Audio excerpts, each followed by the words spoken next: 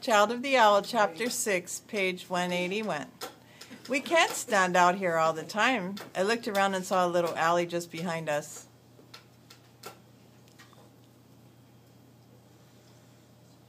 Let's wait in there. In there? Booger glanced at her new coat. You can't be fashionable in this business. I suppose, Booger said doubtfully, following me in. Of course, Mr. J was already there. He stood with his hands clasped behind his back, studying the brick wall before him and trying his best to look at ease among the garbage cans. Good afternoon, Mr. J, I said. What are you doing here? He frowned. Maybe you get into trouble down here. That's why I brought along a bodyguard. This is my friend Tallulah Chew. Mr. J nodded to her and then rubbed his chin. Tallulah, you Mamie's little granddaughter?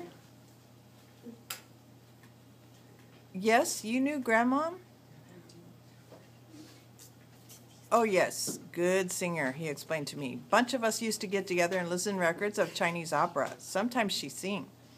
Talia finally put two and two together. Are we waiting for your grandnephew to show up?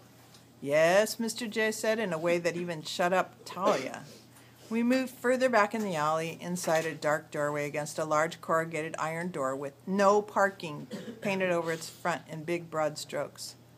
What goes on in Jack's anyway, I asked. Mr. J pursed his lips thoughtfully for a moment.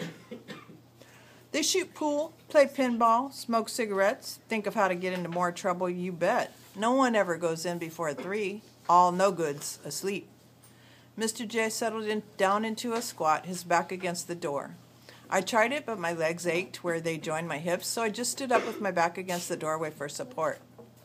Poor Talia, though, couldn't even do that because of her new coat. She had to stand up straight. She opened her book and held it awkwardly in both hands, sighing, I hope there's something interesting to read in here. It was about an hour later before the first couple of boys sauntered down the stairs.